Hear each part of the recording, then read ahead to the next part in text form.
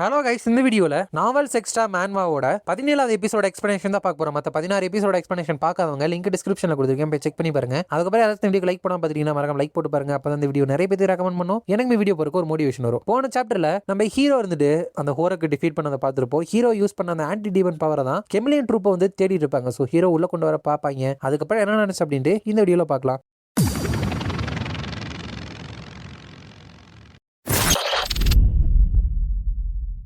சாப்டரோட ஸ்டார்டிங்ல அந்த mid term exam நடந்துட்டு இருக்குல்ல, அதோட செகண்ட் டே ஃபர்ஸ்ட் அரினா. அந்த இடத்துல ஸ்கவுட்டர் நிறைய பேர் இருக்காங்க. பிளேட் கில்ட்ல இருந்து ஸ்கவுட் பண்ண வந்திருக்கானுங்க, ஹோலி கிரேஸ் ஆஃப் காட்ல இருந்து ஸ்கவுட் பண்ண வந்திருக்காங்க. நல்லா மத்தவங்க பார்த்துட்டு இங்க வந்திருக்கிற ஆடியன்ஸோட லெவலே இருந்துட்டு ஃபர்ஸ்ட் டேயோட ரொம்ப டிஃப்ரெண்டா இருக்கு. அப்படிங்கிறப்ப இன்னொரு சேர்ந்துட்டு அஃப்கோர்ஸ் ஏன்னா இங்க நடக்க போற டூவல் வந்துட்டு ஃபர்ஸ்ட் ரேங்க் கிம் சூவோக்கும் 8th ரேங்க்ல இருக்கிற யோ ஹெய்க்கும், அதுக்கப்புறம் ரேங்க் 3ல இருக்கிற ராச்சலுக்கும் ரேங்க் 4ல இருக்கிற நாயுனுக்கும் கியூப் ரேங்கர்ஸ்க்கு இடையில இருக்கிற பேட்டில் எனக்கு ரொம்ப எக்ஸைட்டடா இருக்கு. ஃபர்ஸ்ட் டைம் நாயுனுக்கு ராச்சலுக்கு வந்துட்டு சண்டை வருதுல அப்படின்னு சொல்லிட்டு இருக்கப்ப ஹீரோ வந்துட்டு இந்த எக்ஸ்பிளனேஷன் கொடுத்ததுக்கு ரொம்ப நன்றி எக்ஸ்ட்ராஸ். இன்னைக்கு மேட்ச்ல நாயின் இருந்துட்டு ராச்சலால டிஃபீட் பண்ணப்படுவா. பிகாஸ் அவளோட கிஃப்ட்டுக்கு சம்பந்தமே இல்லாத வில்லையும் அம்பையும் அவன் யூஸ் பண்றதுனால ராச்சல் அவளால டிஃபீட் பண்ணவே முடியாது. அப்படிங்கிறப்போ ராச்சலுக்கும் நாயினுக்கும் வந்துட்டு பேட்டில் வந்துட்டு ஸ்டார்ட் ஆகுது. அப்ப நாயின் இருந்துட்டு நம்ம வந்துட்டு இன்னைக்கு ரேங்க்ஸை வந்து எக்ஸ்சேஞ்ச் பண்ணிக்க போறோம்னு நினைக்கிறேன் பிரின்சஸ் ராச்சல் அப்படின்னு சொல்றா. ஏன்னா இவன் 4வது அவ 3வது தானே, இவ ஜெயிச்சிட்டா அப்படின்னா 3வதுக்கு போயிடுவாள். அதை சொல்றா. அதை சொல்லிட்டு வானத்தை நோக்கி ஒரு அம்பா வந்துட்டு ஃபயர் பண்றப்போ அங்க இருந்து நிறைய அம்பா வந்துட்டு அது பிரிஞ்சு நம்ம ராச்சல் அட்டாக் பண்றப்போ அவ பயங்கர வேகத்துல அதுல இருந்து எல்லாத்தையுமே தப்பிச்சு அவளை அட்டாக் பண்ண வந்தாலுமே அதை எல்லாத்தையுமே டிஃப்ளெக்ட் பண்ணி வந்துட்டு இருக்கா. அப்படியே டிஸ்டன்ஸ் வந்துட்டு க்ளோஸ் பண்ணி நம்ம நாயின் பக்கத்துல வந்துகிட்டே இருக்கிறப்ப நவலங்கண்டி என்ன பண்றதுன்னு தெரியல. ஆனா அந்த நேரத்துல அந்த கெமிலியன் ட்ரூப்போட லீடர் வந்துட்டு நம்ம ஹீரோ பக்கத்துல வந்துட்டு உட்காந்துரா. ஹீரோ வந்துட்டு ஒரு பிளாக் லெவல் கிரிமினல், ஹீரோ அசோசியேஷனால தேடப்படுறவ, the captain of infamous chameleon troupe, ஒரு ஸ்ட்ராங்கான இண்டிவிஜுவல், கவுண்ட்லெஸ் ஆன பேர்லையும் ஐடென்டிட்டிலையும் இவளை ஒளிச்சு வச்சுட்டு இருக்கா. இந்த உலகத்துல எனக்கு மட்டும்தான் அவளோட உண்மையான பேர் தெரியும் அப்படின்னு நினைச்சிட்டு இருக்கவே யாரோ ஒருத்தவங்க மேல ட்ரிங்க்ஸை வந்துட்டு ஊத்திடுறாங்க. அவன் வந்துட்டு ஓ நோ நான் வந்துட்டு இப்ப என்ன பண்ணிட்டேன், ஆர் யூ ஓகே அப்படின்னு இருக்கிறப்ப ஹீரோக்கு செம்ம பயம். ஏன்னா அவனோட பயங்கர பவர்ஃபுல்லா ஏதாச்சும் பண்ணிட்டானா, பட் எதுவுமே பண்ணல. ஹீரோ வந்துட்டு கர்ச்சீஃப் கொடுத்து தொடக்க வச்சுக்கிட்டான். ஹேண்ட் கர்ச்சீஃப்க்கு ரொம்ப நன்றி. நான் வந்துட்டு கேடட் கிம் ஹோரா கூட நீ சண்டை போட்ட அந்த டூவலை வந்துட்டு பார்த்தேன். நான் வந்துட்டு இந்த மாதிரி ஒரு பர்சன் தான், ஸ்ட்ரெயிட்டா விஷயத்துக்கு வந்துடுவேன். நீ வந்துட்டு டூவலை ஷோ பண்ணி உன்னோட டேலண்ட் அதான் உன்னோட கிஃப்டா அப்படின்னு சொல்லிட்டு விசிட்டிங் கார்டு கொடுக்குறப்ப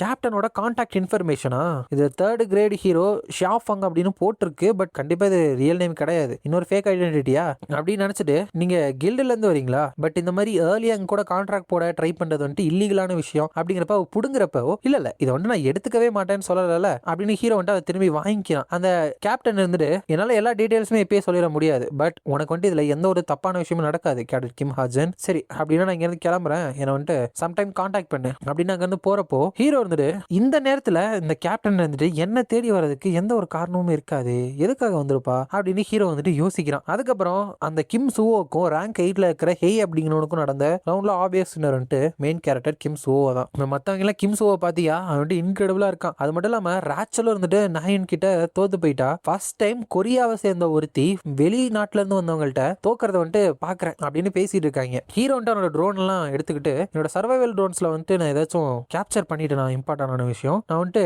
என்னோட ஹாஸ்டலுக்கு போயிட்டு அதெல்லாம் செக் பண்ணிக்கிறேன் அப்படிங்கிறப்பதான் யாரோ அழுகிற சத்தம் கேட்குது. யாருன்னு பார்த்தா நாயின் இருந்துட்டு அழுதுட்டு இருக்கா. ஹீரோ இருந்துட்டு இந்த ஈவெண்ட் எனக்கு நல்லா ஞாபகம் இருக்கு, நான் எழுதின கதைப்படி இந்த இடத்துல டிஃபீட் ஆனதுக்கு நாயின் அழுதுட்டு இருக்கிறப்போ கிம் சுவோ இருந்துட்டு நல்ல ஆறுதலான வார்த்தைகள்லாம் சொல்லுவா. இந்த ஈவெண்ட்ல இருந்தா கிம் சுவோ மேல நாயினுக்கு வந்துட்டு லைட்டா ஒரு அட்ராக்ஷன் வந்துட்டு வர ஆரம்பிக்கும். நீ வந்துட்டு ஹார்ட் ஒர்க் பண்ணா நீ வந்துட்டு வின் பண்ணிடலாம், நம்ம சேர்ந்து ஹார்ட் ஒர்க் பண்ணலாம் அப்படின்னு சொல்லிட்டு ஆனஸ்ட்லி மீனிங்கே இல்லாத கம்ஃபர்டிங்கான வேர்ட்ஸ் எல்லாம் யூஸ் பண்ணா நாயனுக்கு வந்துட்டு ஆக்சுவலா அது ஹெல்ப்ஃபுல்லாவே இருக்காது. சம்டைம்ஸ் நீங்க ஹார்ட் ஒர்க் பண்றத வந்துட்டு கிவ் அப் பண்ணணும், பட் அந்த கிம் சுவோக்கு கிவ் அப்னா என்னன்னே தெரியாது. மத்தவங்க யாருமே கிவ் அப்பும் பண்ண சொல்ல மாட்டான், அதே மாதிரி தான் அந்த நாயனும். சோ அந்த கிம் சுவோ இவ கூட அப்படி பேசுற வரைக்கும் இவ இந்த வில்லை அம்பை யூஸ் பண்றத நிறுத்தவே போறதில்ல அப்படின்னு நினைச்சிட்டு ஒரு ஐடியா வந்துட்டு அவளுக்கு ஒரு மெசேஜ் அனுப்புறான். நான் வந்துட்டு நீ டூவல் கலந்துகிட்டதை வந்துட்டு பார்த்தேன், பாத்தியா நான் சொன்னது வந்துட்டு கரெக்ட் தானே, உனக்கு அந்த வில்லையும் அம்பையும் விட ஒரு ஸ்வாடு தான் இருந்துட்டு பர்ஃபெக்டா ஃபிட் ஆகும். நான் வந்துட்டு எவ்வளவு சீக்கிரமா கண்ணை வந்துட்டு சூஸ் பண்றேன், அதே மாதிரி நீமே உன்னோட கோர்ஸை வந்துட்டு சேஞ்ச் பண்ணிக்கோ அப்படின்னு சொல்லிட்டு அனுப்பியிருக்கான்.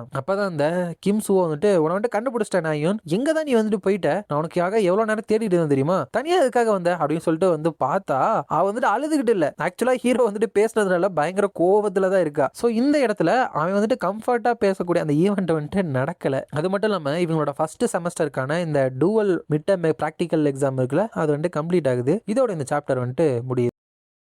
நெக்ஸ்ட் சாப்டர்ல ஹீரோ வந்துட்டு அவனோட ட்ரோனோட வீடியோலாம் செக் பண்றப்போ அந்த ஜங்கி அங்க இருந்துட்டு ஒருத்தனோட தலையை வந்துட்டு சுண்டியை வெடிக்க வச்சான்ல, அது வந்துட்டு கேப்சர் ஆயிருக்கு. அப்ப ஹீரோ வந்துட்டு ரொம்ப ப்ரூட்டலா இருக்கே, இவன் வந்துட்டு கெமிலியன் ட்ரூப்பை சேர்ந்தவனா பீப்புளை வந்துட்டு கொஞ்சம் கூட தயக்கமே இல்லாம கொல்றது. அதுக்கு காரணம் அவனுக்கு வந்துட்டு சும்மா பிடிச்சிருக்கு அப்படிங்கறனால, அவனோட ஓன் பிளஷர் அப்படிங்கிறதுக்காக இந்த மாதிரி விஷயங்களை பண்ணக்கூடிய கேப்பபிளான ஆளுங்க வந்துட்டு நிறைய பேர் வந்துட்டு இருக்காங்க. பட் இந்த மாதிரி ஒரு விஷயங்கள் தான் சயின்ஸ் அதுக்கப்புறம் மேஜிக்கை வச்சு இவ்வளவு தூரம் நம்மள அச்சீவ் பண்ண வச்சிருக்கு. அது மட்டும் இல்லாம பிஹைண்ட் த சீன்ஸ்ல நிறைய பேர் டெமி ஹியூமன்ஸ் அப்படின்னு சுத்திட்டு இருக்காங்க. அவங்க வந்துட்டு இந்த சட்ட திட்டங்கள் எதுக்குமே வந்துட்டு கட்டுப்பட மாட்டானுங்க. அவனுங்க மனுஷங்க தான், பட் ஹீரோஸ் இருக்காங்களே அவங்கள வந்துட்டு டினை பண்ணுவானுங்க. அவங்கள வந்துட்டு சும்மா சட்டத்தை மீறவங்க அப்படின்னு சொல்லிட்டு ஈஸியா சொல்லிட முடியாது. ஏன்னா ஹீரோஸ் மாதிரியே அவங்களுக்கு டிரான்செண்டல் பவர்லாம் இருக்கு. ஸோ அவங்கள வந்துட்டு வில்லன்ஸ் அப்படின்னு தான் சொல்லணும். இப்ப இருக்கிற நாவல் ஸ்டோரியில எக்ஸிஸ்ட் ஆகிருக்கிற வில்லன்ஸ் கிட்ட மட்டும் என்னால ஜஸ்ட் ஃபோக்கஸ் பண்ண முடியாது. அந்த கோ ஆத்தரை பேஸ் பண்ணி பார்க்கும் பொழுது இந்த நாவல் வந்துட்டு சேஞ்ச் ஆயிருக்கு. ஸோ இன்னுமே எக்ஸ்ட்ராவா எந்தெந்த வில்லன் வருவாங்க அப்படின்னு சொல்லிட்டு எனக்கு தெரியாது அப்படின்னு நினைச்சிட்டு இருக்கான். அதுக்கப்புறம் அந்த மிட் டர்ம் பிராக்டிகல் எக்ஸாம்ல இன்னொரு வகையா நடக்கும்னு சொன்னாங்கல்ல, மான்ஸ்டரை வந்துட்டு எதிர்த்து சண்டை போடுறது. அந்த எக்ஸாமினேஷன் சென்டருக்கு வந்து போறாங்க. அங்க ஒருத்தவங்க வந்துட்டு nice to meet you all of you cadets, நான் தான் ஜின் ஜூஹா. இந்த எக்ஸாம்ல உங்களை சூப்பர்வைஸ் பண்ண இன்சார்ஜா இருக்கிற மெஜிஷியன். நான் வந்துட்டு ஸ்டார்ட் பண்றதுக்கு முன்னாடி இந்த எக்ஸாம் வந்துட்டு எப்படி இருக்கும் அப்படின்னு உங்களுக்கு எக்ஸ்பிளைன் பண்ணிடுறேன். நீங்க இப்ப பாக்குறீங்கல்ல, இந்த இடம் தான் நீங்க எல்லாமே பார்ட்டிசிபேட் பண்ண போற விஷயம். இந்த மான்ஸ்டர் பேட்டில்ல நீங்க நான் சமன் பண்ற மான்ஸ்டர்ஸ்க்கு எதிராக வந்துட்டு சண்டை போட போறீங்க. நீங்க இது வரைக்கும் வந்து எந்த ஒரு ட்ரைனிங்குமே விட இது வந்துட்டு ரொம்பவே டேஞ்சரஸா இருக்கும். ஏன்னா நான் சமன் பண்ற மான்ஸ்டர் எல்லாமே ஆக்சுவல் மான்ஸ்டர்ஸோட சேம் அட்டாக் டெண்டன்சியை வந்துட்டு கொண்டிருக்கும். பட் அது வந்துட்டு இமீடியட்டா டிசப்பியர் ஆகாது. ஈவன் மெஜிஷியன் வந்துட்டு அவங்களோட சம்மனை கேன்சல் பண்ணாலும். ஸோ நீங்க வந்துட்டு ப்ரைடுனால இதை இழுத்து அடிச்சுட்டே போகணும் அப்படின்னு நினைச்சீங்கன்னா உங்களோட உயிரே வந்துட்டு டேஞ்சர்ல இருக்க வாய்ப்பு இருக்கு. ஸோ இது வந்துட்டு உங்களுக்கு ரொம்ப கஷ்டமா இருக்கு அப்படின்னு யோசிச்சிங்க அப்படின்னா சீக்கிரமே சரண்டர் ஆயிருங்க. ஏன்னா இதை நீங்க ஜெயிக்கணும் அப்படிங்கிறத விட உங்களுக்கான மார்க் வந்துட்டு எவ்வளோ நேரத்துக்கு நீங்க தாக்கு பிடிக்கிறீங்க, எவ்வளோ அமைதியா வந்துட்டு எல்லா விஷயத்துக்கும் ரியாக்ட் பண்றீங்க அப்படிங்கிறத பொறுத்து தான் இருக்கு. அவ்வளவுதான். நீங்க எல்லாருமே உங்களோட எக்ஸாம்ல பெஸ்டா பண்ணுவீங்க அப்படின்னு நம்புறேன். ஆல்ரைட், டீம் 1ல இருந்து 4 பீப்பிள் முன்னாடி எக்ஸாம் ஹால்குள்ள வந்து வாங்க. Team 1 Hasuki, Kim Juno, Yu Jung Jin, Spanner, get ready அப்படின்னு சொல்றாங்க. ஹாசுகி வந்து நம்ம ஹீரோட டீம்ல தான் இருக்கா, பட் இப்போ இந்த டீமை சேஞ்ச் பண்ணிருக்காங்க போல. அந்த ஜூன்வா மெஜிஷியன் இருந்துட்டு மத்தவங்க எல்லாருமே அமைதியா வந்துட்டு இதை வந்துட்டு கவனிக்கணும். இது வந்துட்டு உங்களோட டர்னா இல்லைனாலும் இந்த மத்த கேடட்ஸ் வந்துட்டு எப்படி சண்டை போடுறாங்க அப்படின்னு சொல்லிட்டு நீங்க அனலைஸ் பண்ணணும். அந்த மான்ஸ்டருக்கு எதிராக அவங்க எப்படி சண்டை போடுறாங்க, அவங்க வந்துட்டு எப்படி அதை பெட்டரா பண்ணிருக்கலாம் அப்படின்னு சொல்லிட்டு எல்லாத்தையுமே அனலைஸ் பண்ணி அதை ஃபைட் பண்றதுக்கான பெட்டரான வேவை வந்துட்டு நீங்க எக்ஸ்பிரஸ் பண்ணணும். அதை வந்துட்டு எழுதி கொடுக்கணும். அதுக்கப்புறம் உங்களோட ஸ்மார்ட் வாட்ச் எல்லாத்தையுமே வந்துட்டு நீங்க டர்ன் ஆஃப் பண்ணிருங்க.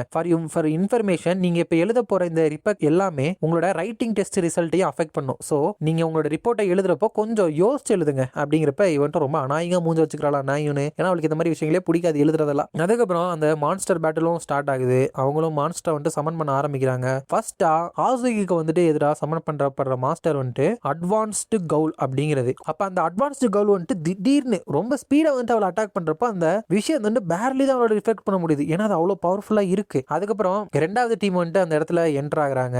அதுல அந்த இயாங்கான் இருப்பான்ல, இவங்களோட கிளாஸ் பிரசிடென்ட், அவன் இருந்துட்டு ஒரு பாவை வந்துட்டு போட்டு தெளிறான். அதுக்கப்புறம் சே நாயுன் இருக்கா இல்லையா, அவன் இருந்துட்டு அவளோட ஆரோஸை வச்சு அங்க இருக்கிற மான்ஸ்டர்கள் எதுவுமே போட்டு சொல்ற அந்த மாதிரி எல்லாருக்கான விஷயமே வந்துட்டு முடிஞ்சு கடைசியில நம்ம ஹீரோ இருக்கா இல்லையா, அவனுக்கான பேட்டில் வந்துட்டு வருது. அங்க சமன் பண்ணப்பட்டிருக்க மான்ஸ்டர் வந்துட்டு குரோம் உல்ஃப் அப்படிங்கிறது. அப்ப ஹீரோ வந்துட்டு உடனே அதை ஷூட் பண்ணிட்டு ஒரு பாறைக்கு பின்னாடி போய் ஒளிஞ்சுக்கிறான். இப்படியே வந்துட்டு இது போச்சு அப்படின்னா இதுல எந்த ஒரு இஷ்யூமே வராது. அப்படிங்கிறப்பதான் திடீர்னு அங்க டேஞ்சர் அலாம் வந்துட்டு அடிக்க ஆரம்பிக்குது. ஹீரோ வந்துட்டு என்னாச்சு, என்னமோ ஒண்ணு தப்பா இருக்கே அப்படிங்கிறப்போ அந்த இடத்துல அந்த ஹீரோ ஜங்கி ஹுக் இருக்கான்ல, அவன் காதல வச்சிருக்க டிவைஸ்ல வந்து என்னமோ ஒன்று ஏட் பண்றப்போ அவன் வந்து என்னாச்சு, எக்ஸாம் ஹால்ல ஏதாச்சும் வந்துட்டு ஆயிருக்குமா அப்படின்னு நினைச்சிட்டு இருக்கப்ப யங் ஜி இருந்து அந்த டிவைஸ்ல, யோ ஜூன்யூக், நீ வந்துட்டு கண்காணிக்கிறதுல வந்துட்டு கவனம் செலுத்து. நேத்து வந்துட்டு பேட்ரோல் பண்ணிட்டு இருந்த ஒரு செக்யூரிட்டி ஆபீசர் வந்துட்டு செத்து போயிட்டாரு, ஞாபகம் இருக்குல்ல, அதனால எக்ஸ்ட்ரீம் ஸ்டேட் ஆஃப் எமர்ஜென்சில வந்துட்டு இருக்கும். சோ கேர்ஃபுல்லா இரு அப்படிங்கிறப்ப ஜோங்கியோக்கு வந்துட்டு ஓகே, பட் மோர் இம்பார்ட்டன்ட்லி இப்போ வந்துட்டு ஒரு ட்ரெமார் மாதிரி, அதாவது ஒரு நடுக்க மாதிரி ஏற்பட்டுச்சுல, அதோட சென்டர் எதுன்னு நம்ம கண்டுபிடிச்சிட்டோமா அப்படிங்கிறப்ப ஏங்ஜி இருந்துட்டு,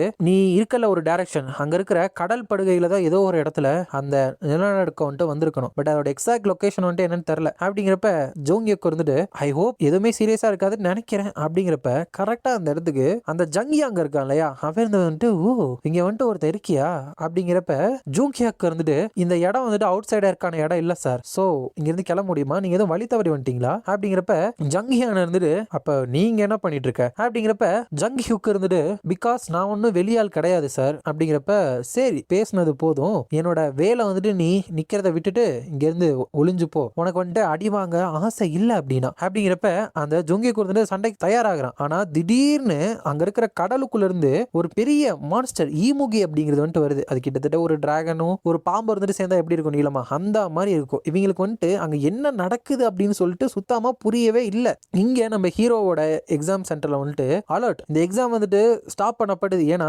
எக்ஸாம் பில்டிங் அவுட் சைட்ல ஏதோ ஒரு விஷயம் வந்துட்டு நடந்துட்டு இருக்கு. கேடட்ஸ் எல்லாமே இந்த எக்ஸாம் பில்டிங்கை விட்டு உடனே எவாக்குவேட் ஆகுங்க. அப்படிங்கிறப்ப நம்ம ஹீரோவுமே டெஸ்ட் வேணாம் அப்படின்னு சொல்லிட்டு வெளியே வர சொல்றாங்க. Hero damn it, what the hell is going on அப்படிங்கிறப்ப வேற யாரோ ஒருத்தர் எல்லாத்தையுமே பண்ணிட்டு அங்க உள்ள என்ட்ராகி வர மாதிரி தெரியுது. இதோட இந்த சாப்டர் வந்துட்டு முடியுது. இந்த வீடியோ பிடிச்சிருந்தா மறக்காம லைக், ஷேர் அண்ட் சப்ஸ்கிரைப் பண்ணிருங்க. உங்களை நான் அடுத்த வீடியோல பார்க்குறேன்.